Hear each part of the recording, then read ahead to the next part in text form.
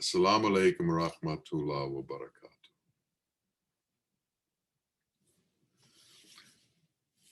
The drama of our existence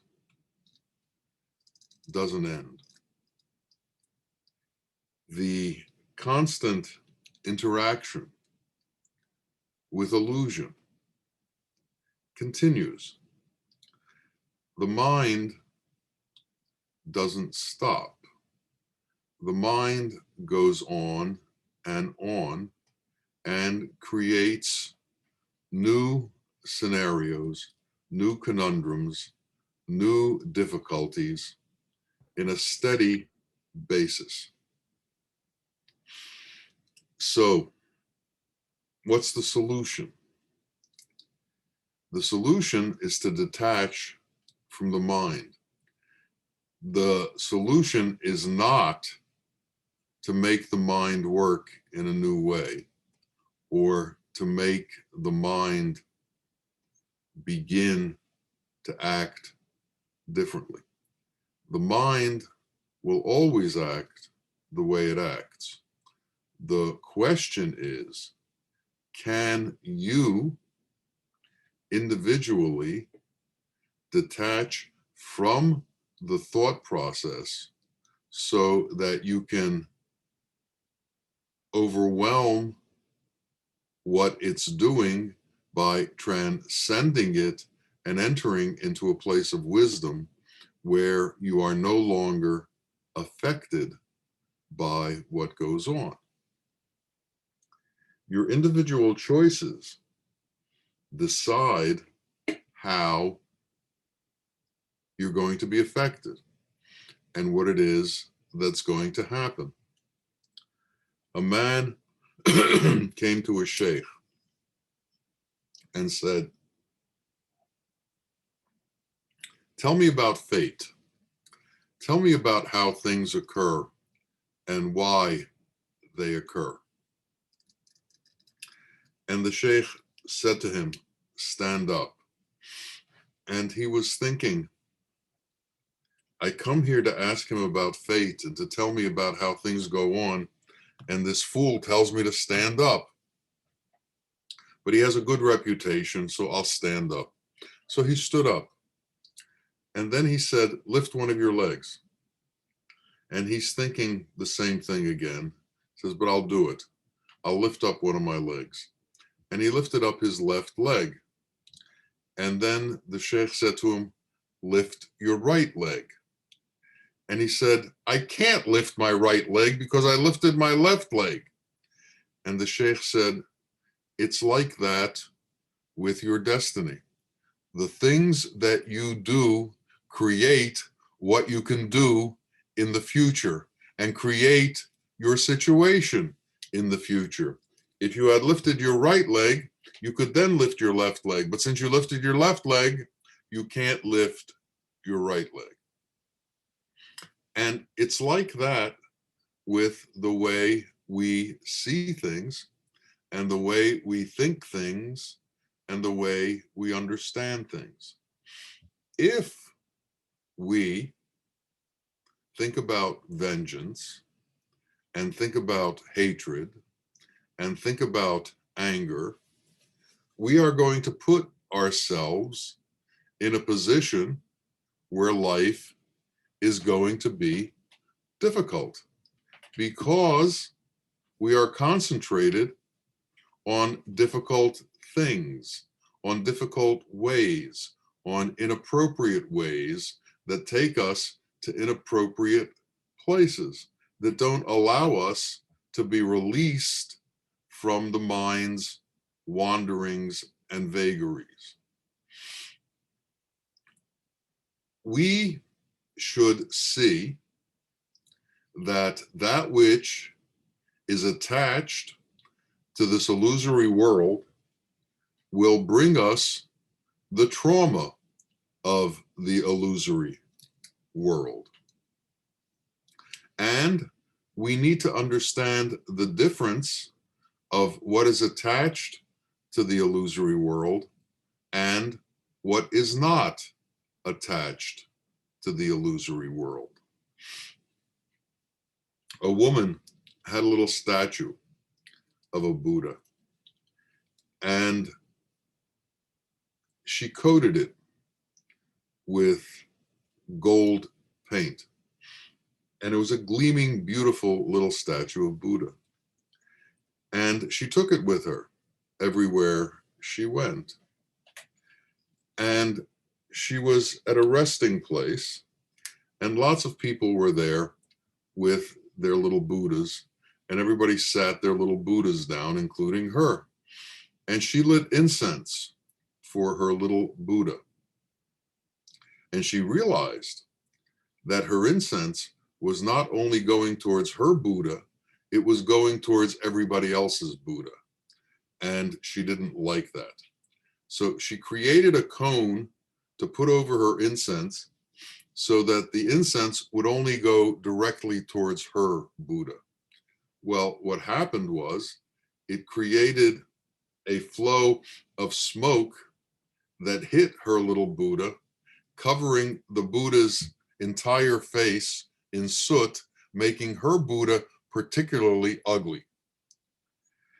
Like that, when we get into selfish behavior, worldly behavior, I need my own to be the best behavior, we create situations which come from that kind of attitude, which come from that kind of intention. And what happens is it takes us to places that we don't actually think it's going to take us, because we create scenarios to make ourselves bigger, more important, whatever in the world. And what it does is it brings us grief, it brings us strife, and it brings us difficulty. We need a way to escape. The body has a limit to it. If you take a tree and you cut a tree down, let's say an ebony tree, and you dry it out, you can make a house from it, you can make furniture from it, you can use it for many different things. But a body, after it dies, in 3 days begins to decompose and stink. Unlike the tree, it has no use. It has to be buried. So what is it that we need to do?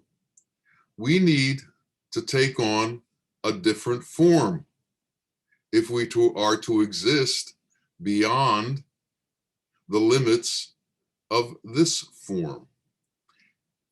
And to take on this different form that can exist beyond the limits of this form, we have to take on a form that is outside of the realm of the illusory world.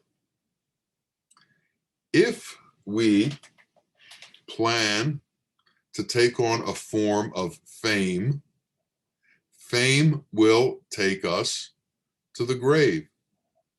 If we want to take on a form of wealth, wealth will take us to the grave. Any form that we're looking for within the world will take us to the grave. So we have to look beyond the world for a form that can outlast this body. And the only form that can outlast this body is Allah's form. And we have to take on an attitude and an intention to create Allah's form within ourselves.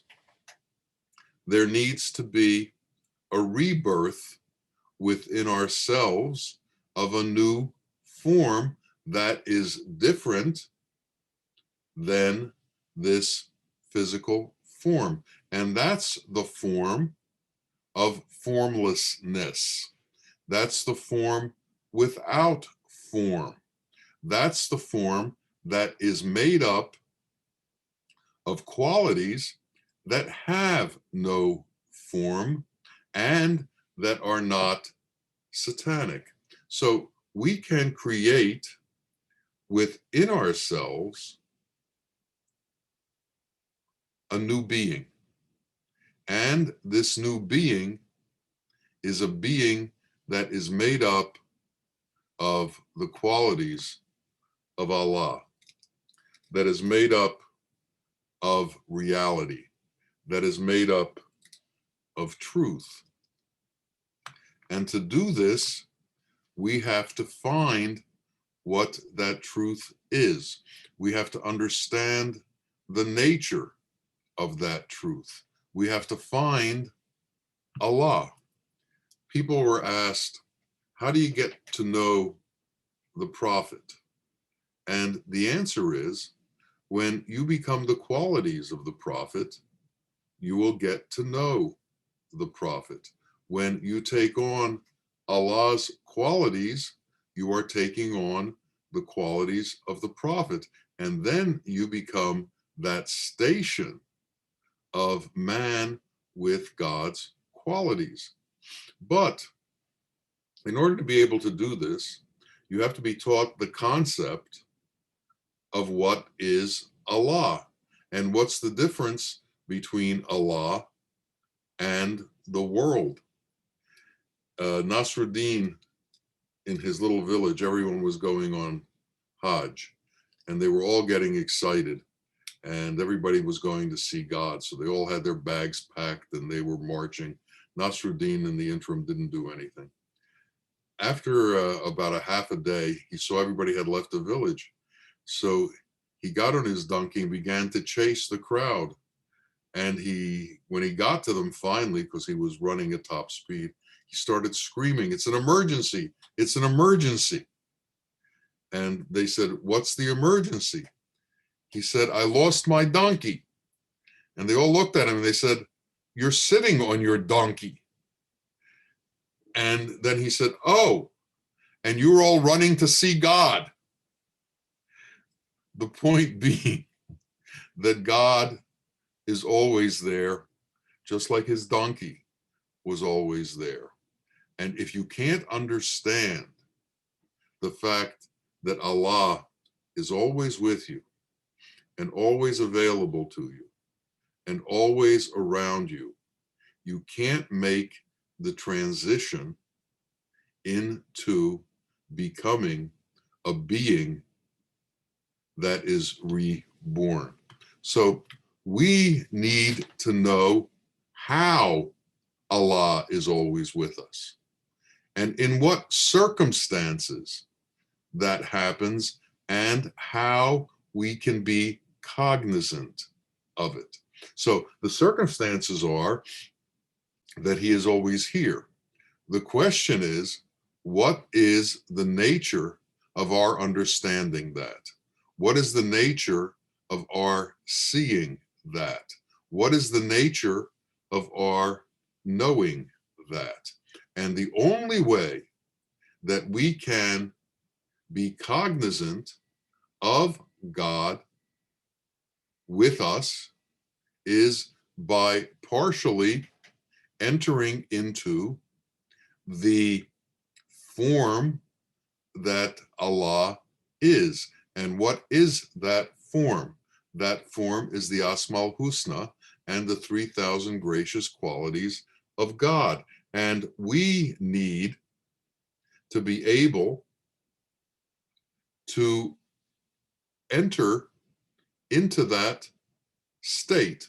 So unless you can understand the nature and the depth of compassion, the nature and the depth of mercy, the nature and the depth of love, unless you can become these things, you can't alter your being, because your being is too attached to the illusory world and too attached to that make-believe self that you've created inside of yourself that you think is you. We have to go beyond that created self into the real self of who we are. When the archetype of man was created, he was created out of the Nur, and it was called the Nur Muhammad. The Nur came from Allah, and Allah communed with the Nur. He communed with that light that came from him, and that light was put into every man. And the purpose of the archetype in creation was that Allah could commune with the creation. Well, we've lost that ability to commune, and we have to regain that ability to commune. We have to regain that original intention that was the reason for our creation. We have to regain that through setting up intentions within ourselves to accomplish a return to the archetype of existence. And that happens through understanding what that is. And the prophets and the various friends of Allah and the teachers and the Ketubs have come into this world to show us what that archetype is. And the Jnani Sheikh, the Sheikh of wisdom, the elevated Sheikh, the transcendent Sheikh, the godly Sheikh, sits in front of you as an example of yourself, as an example of who we are, as an example of what we should be and what we should become. So when the Sheikh says, become like me, this isn't just an offhand remark. This is the essence of our path towards reality. This is the essence of our path towards the truth. Become like me means fulfill the function that you were placed on this earth to fulfill. Become like me means that that possibility of fulfilling that function is real.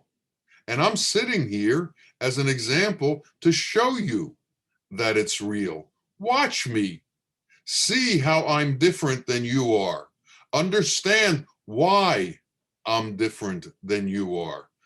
Figure out what it is you have to change within yourself so that you can become like me. Make that your intention. Make that your purpose. Make that what is the priority in your existence. But what's happened is, in this world, man does what's easier. So ritual has replaced sincerity. Outward acts have replaced inward transformation. Judgment has replaced transcendence. Comparing ourselves to others has replaced reality. Instead of looking into the future and taking on the most difficult of transitions, we compare ourselves to others and say, well, we're doing all right. We're better than A or B or C or D. And the point is that we're not here to compare ourselves to other people. We're here to compare ourselves with the Sheikh. We're here to compare ourselves with the highest level of humanity that is possible. And that is becoming a true human being as opposed to being an animalistic being. To make the transition from animal to true man, to make the transition from ignorance to wisdom. The problem with ignorance is that it's incredibly arrogant. Ignorance will take you to places that seem absurd to anybody with a little bit of wisdom. But in ignorance, it seems like the obvious way to go. And somehow we each have to cut our connection to ignorance in order to flow into truth. A man wanted to donate some money to a sheikh because the place where he was teaching had become too small to hold all of his students. And he put together a sizable amount of money, 500 gold coins. And at that time, on 2 or 3 gold coins, a man could live for a year. So it was a substantial amount of money. And he came and he gave it to the sheikh. And the sheikh took it and said nothing. And the man stayed there waiting for some kind of response.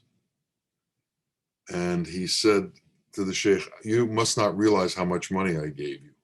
There's 500 gold coins in that bag." So he said, "Okay, I understand." And he still didn't say anything to the man. And the man said, "Shouldn't you at least thank me?" And the sheikh said, "You should be thankful that I took it." And this is a leap in understanding. The fact that you were able to help the sheikh accomplish what the sheikh wanted to accomplish is a great benefit to you. It's not a benefit to him because he's always doing that. You're helping the process.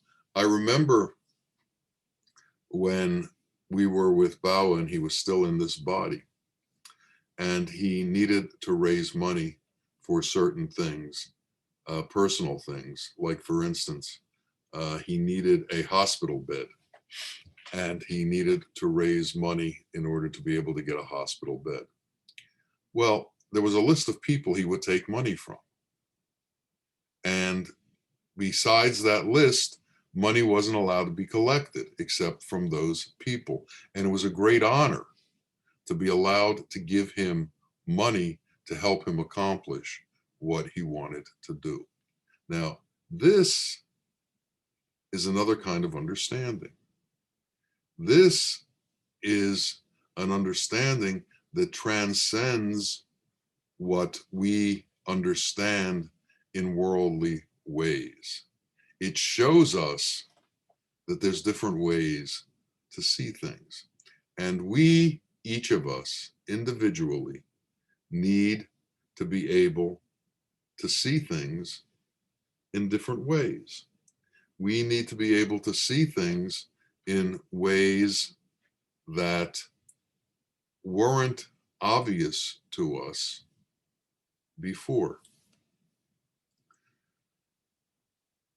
a teacher was going to publish his book and the book of his teacher. And at the time, books were very expensive to make. And he raised the money to have the book printed with wooden blocks. That was the state of technology at the time. And it took a very long time to raise this money. It took 10 years. And finally, he was ready to publish the book. Well, at that time, there was a famine. And he considered the situation, and he decided to take the money that he had raised to buy food for the people who were starving. And after he spent all the money on food for people, he started to raise money again for the book. Again, 10 years went by. This time, there was a flood, and people were in desperate straits. They needed to rebuild their houses. They needed to recreate their fields. There was terrible problems. He took the money that he raised and again gave it to everybody to help them sustain himself. He went to raise money again. Another 10 years went by. Finally, he raised the money and had the books published. But among those who knew the whole story of how these books got published, understood that the first and second edition of the book were much better than the one that was finally printed. And sometimes we need to understand that conveying the word is important, but the direct connection to people and the direct assistance to people can help as much or more than words. Actions are very powerful. I remember sitting with the sheikh, and I remember him giving to people on a constant basis. Some people he would give apples to. Some people he would give tea to. Some people he would give candies to. And some people he would give thousands of dollars to. And all of it was done with the same love and with the same generosity and with the same kindness. You got what he could give, and you got what you needed. Can we see our relationship with the world in this way? Can we give to the world what the world needs? Can we give to Allah what Allah needs or should be given? And can we give to humanity what humanity needs? You know, the Prophet said that a smile is charity. And if we are to place ourselves in a state of charity, if we are to place ourselves in a place where we are constantly giving, like God does, we need to place ourselves in a state where we are constantly kind, where we are constantly loving, where we are constantly smiling. We can't take time off from that. Does God take time off from giving to us? Does God take time off from providing and sustaining humanity? Does God stop and says, I'll come back and start again tomorrow? The teacher never stopped giving, and he gave in so many different ways. He gave through his smile, he gave through his look, and he gave through his words. And he spent time with each of us. He gave some of us an hour this day and 2 hours the next day. He gave some of us 6 hours this day and 20 minutes the next day. He spread himself out to everybody constantly, unceasingly, without ever taking a break. During illness and health, he continued to give. He continued to do work in the way that Allah does work, which is unceasingly, as if there is no limit to what is available to give. We need to understand that if we can tap in to that source that is limitless, we will be given what it is that we need to continue to give. So if you can be an outpouring of kindness, kindness will pour into your being. If you can be an outpouring of love, love will pour into your being. Whatever it is that you give out, Allah will provide you in abundance so that you can continue to give. There is no limit to Allah's warehouse. Whatever He gives, there's no diminishing. And it was that way when we watched our Sheikh. No matter how many words he put out, there were always more words. No matter how many explanations he gave, there were always more explanations. It never ceased. It never stopped. It was continuous. And his relationship with us was always consistent and kind and generous. So, can we take on that example? Can we always be generous in our interactions with others? Can we always give in some way? And all of this begins in the home. Can we be generous to our wives or our husbands or our children? Generous not necessarily in material ways, but generous in Allah's qualities. Can we be generous in mercy? Can we be generous in compassion? Can we be generous in love? Can we be generous in God's qualities? Can we be generous in gratitude? Can we be generous in all of these things that Allah is? You see, the way we become like Allah is to do like Allah. It's not enough to talk about it. It has to come into action. So it's not just a question of understanding mercy. It's a question of being merciful. It's not just a question of understanding compassion. It's becoming compassionate. And to maintain this kind of an attitude in our life, to look at ourselves and constantly try to intend greater and greater involvement in Allah's qualities is our methodology for transcending this illusory world and creating a new being within our being, a being that can outlast this body, a being that becomes eternal because it becomes of God's qualities. And that's where eternity is. That power is in these qualities. And our eternity involves our becoming these powers, these majestic qualities that belong to Allah.